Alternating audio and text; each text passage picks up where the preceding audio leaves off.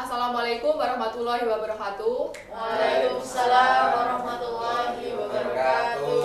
Selamat pagi anak-anak. Pagi. Bagaimana kabarnya hari ini? Baik. Alhamdulillah kita masih bisa bertemu pada kelas ini dalam keadaan sehat walafiat. Sebelum memulai pembelajaran hari ini, marilah kita berdoa menurut agama dan kepercayaannya masing-masing. Berdoa mulai. Berdoa selesai. Apakah ada yang tidak hadir hari ini? Tidak. Alhamdulillah hadir semua. Minta tolong dibagikan ya.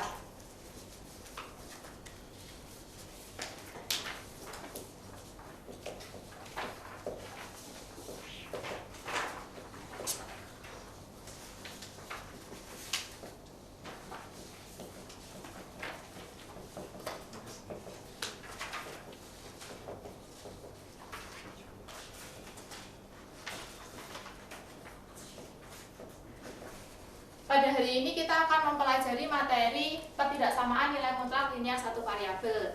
Pada pertemuan sebelumnya kita sudah membahas tentang pengertian pertidaksamaan nilai mutlak linear satu variabel. Tetapi pada hari ini kita akan membahas bagaimana cara menyelesaikan pertidaksamaan nilai mutlak linear satu variabel. Mungkin pada pertemuan kemarin ada yang masih ingat apa itu pertidaksamaan nilai mutlak linear satu variabel? Pertidaksamaan nilai mutlak linear satu variabel merupakan suatu pertidaksamaan nilai mutlak yang hanya menggunakan satu variabel. Ya, jawabannya sudah benar. Mungkin Mbak Cindy bisa maju ke depan untuk memberikan contoh pertidaksamaan nilai mutlak.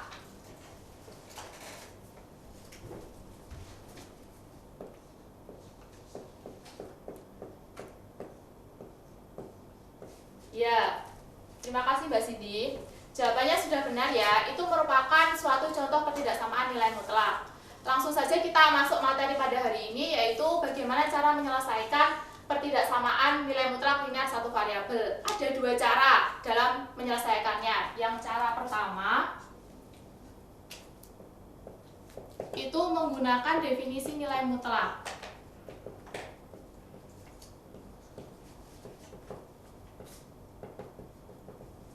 Jadi ada 5 langkah dalam cara pertama. Kita selesaikan dari pertidaksamaan yang sudah dituliskan oleh Mbak Cindy. Langkah yang pertama itu kita definisikan nilai mutlak.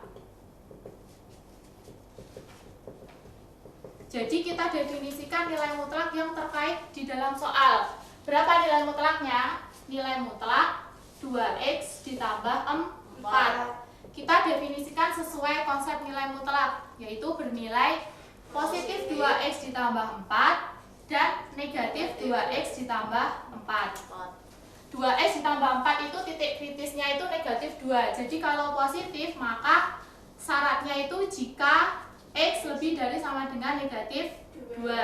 Sedangkan bernilai negatif jika x itu bernilai kurang dari negatif 2.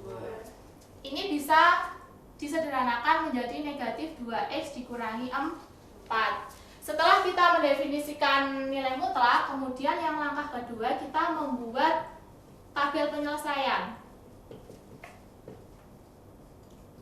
Jadi, membuat tabel penyelesaian dari interval yang sudah didapatkan dari definisi. Di situ titik kritisnya berapa? Negatif 2. Kalau kurang dari negatif 2, maka bernilai negatif 2x dikurangi 4. Jika lebih dari negatif 2, maka bernilai positif 2x ditambah 4. Jadi ada 2 interval. Kalau sudah membuat tabel penyelesaiannya, kita substitusikan ke definisi. Substitusi definisi nilai mutlak.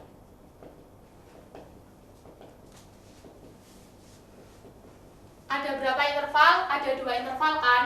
Yang interval pertama itu untuk x kurang dari negatif 2. Kita tuliskan soalnya yaitu nilai mutlak 2x ditambah 4 itu kurang dari 2.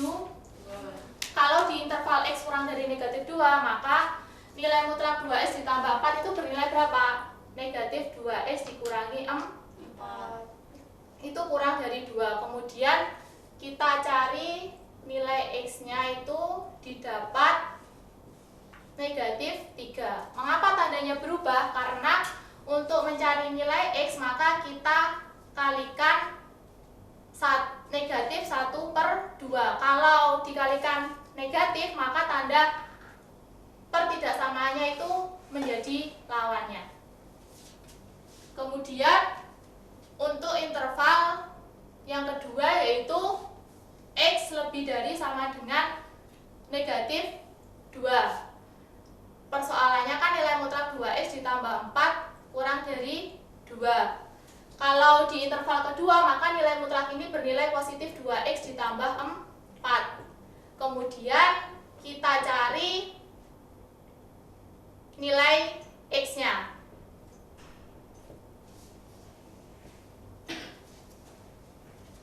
Jadi nilai X-nya itu kurang dari negatif 1. Kita lihat, ini kan titik kritisnya kan negatif 2, sedangkan kurang dari negatif 2, sedangkan di sini itu X lebih dari negatif 3. Berarti ini kan memenuhi syarat.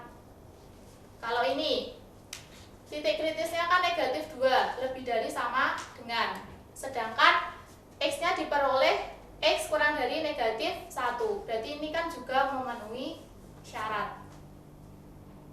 Gimana? Ada yang ditanyakan sampai yang langkah 3? Kemudian kita lanjut ke langkah 4. Langkah 4 itu membuat garis bilangan. Jadi membuat garis bilangan dari nilai X yang sudah diketahui. Di sini ada berapa X-nya? Negatif 3 dan negatif 1. Yang pertama, untuk interval pertama, nilai X itu lebih dari negatif 3, berarti arahnya ke kanan. Sedangkan untuk interval kedua, didapatkan nilai X-nya itu kurang dari negatif 1, berarti arahnya itu ke kiri. Jadi, dari dua interval itu didapatkan ini gabungannya. Jadi, yang langkah 5 itu kita membuat simpulan himpunan penyelesaian.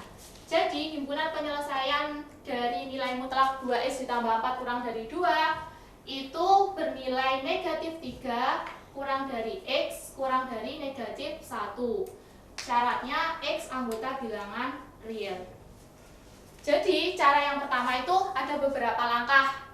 Cara pertama menggunakan definisi. Ada juga cara yang singkat, yaitu cara kedua menggunakan sifat pertidaksamaan nilai mutlak.